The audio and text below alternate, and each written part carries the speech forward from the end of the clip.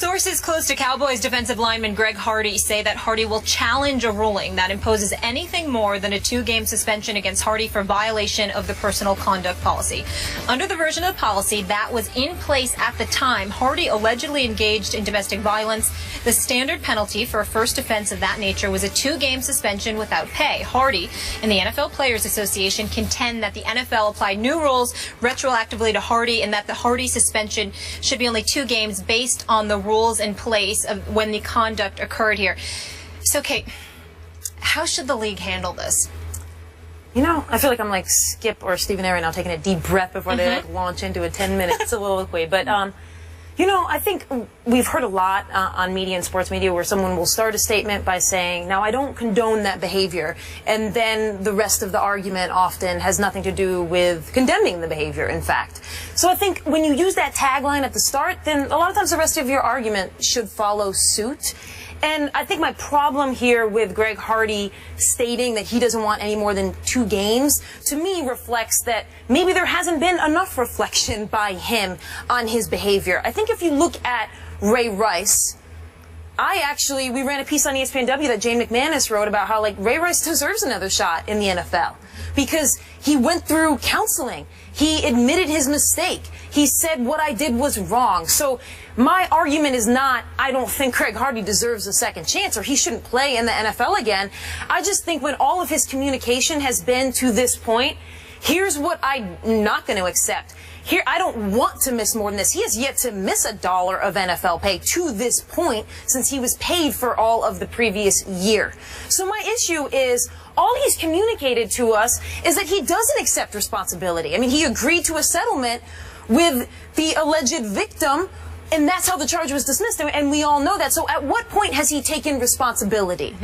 That's my issue.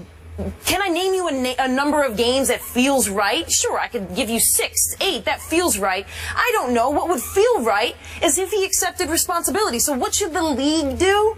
I think the league did what I wanted it to do, which was issue a very severe penalty. Now, you all discussed previously about the fireworks and Goodell's punishment with Deflategate. Maybe does he go over because he knows it's going to come back? Maybe that is the case. Maybe we'll see Greg Hardy with 6 or 8 games.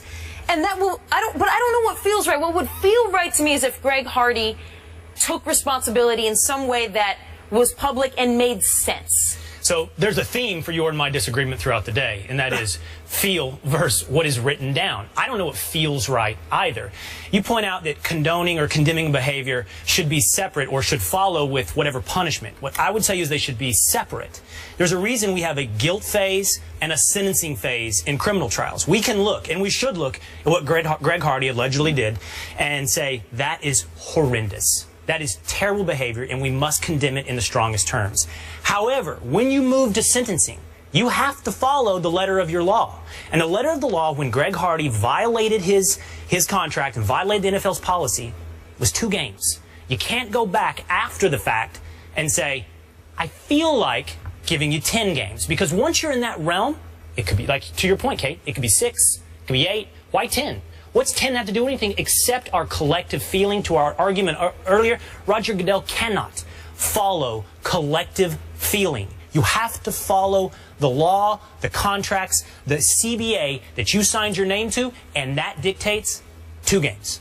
Well, go ahead, Kate. Go ahead. What happens when there's a complete breach in how we institute our punishment? Because when you look at this issue, he was not punished legally, and there are a lot of issues with how domestic violence is punished. So then he has not yet been punished. And if you look at the NFL, as Herm noted earlier, there's another complete gap in how it was punishing domestic violence. So are we to accept that Greg Hardy just falls through a loophole and his behavior in the end receives almost a nominal punishment because of all of the flaws in both our legal system and the NFL's legal system? And also, they instituted the new policy, which the players' union agreed upon in August.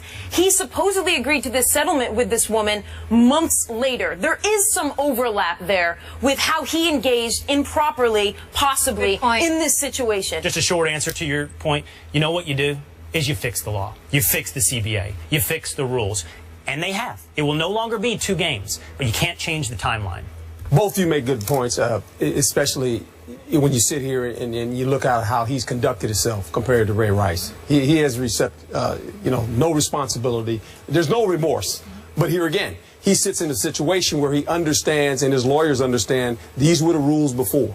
Now, he did not play football. He got paid. You're exactly right. He got paid. In my humble opinion, if you decide to let this guy back in the league, which they decide they're going to do, they're looking at, should we take more games away from him? For me, the first thing you got to do is you got to fine him. You should fine him. I mean, you should take some money away from him, whether it's 4 weeks, 10 weeks, 8 weeks of pay. Take that away from the guy. And then you got to decide, do we continue to say, okay, now it's 6 games, 2 games, 4 games. You know, when you take the player off the field, in my opinion, that affects him the most when they can't play. He's not been able to play football a whole year. Okay, now we come back with a new CBA rule that says, you know what, the rules we had before, they were obviously obsolete. They should have been looked at a long time ago, but obviously when domestic violence became front stage for us, we all looked at it and go, that's what it looks like. This is awful, and we've got to change this. Not only in football, in society. I mean, when we're talking about football, this should be changed in society as well, okay, in my humble opinion. But when you look at his situation, there was a loophole. You're exactly right. And his team is saying, here's a loophole with the league. He's saying it's a victim of circumstances. Yeah, but no, he put himself in that situation. No, but I mean the circumstances in terms that it wasn't in place. That's exactly right. My thing is, and I could be wrong here, but just take the punishment. And I'm not a player, so I don't know, you've already sat out a year and that kind of thing, but just take the punishment, and then maybe we'd see some remorse and go through the process like Ray Rice did. Why are you going to fight it now? Right. I mean, I'll add a parallel here, which is only a parallel in terms of a suspension and not fighting it, is Brittany Griner's situation in the WNBA. There was a lot of groundswell among players in the WNBA saying, don't take that long of a suspension because it's setting a precedent.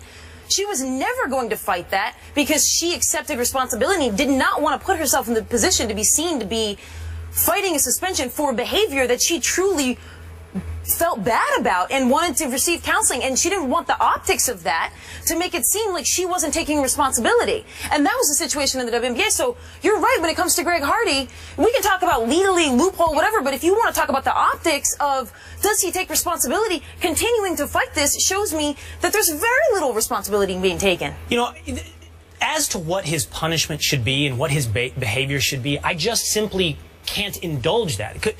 In other words, you suggested, Herm, he should lose some money. Yeah. Kate, you suggested he should lose 6, 8, 10 games. And if the 4 of us sitting at this table were in charge, we probably would come to some decent agreement. He did something horrendous. But the truth is, our 4 feelings can't dictate what is right and what is just. It can only be an agreement of all parties involved. And in this case, it was the players and the teams with prescribed behaviors and illegal behaviors and what the punishment would be. And my only point to you is when you have an agreement like that, everyone's feelings about this sounds right, this is the message we should send, are almost beside the point. You cannot change your punishment after. I have 2 kids.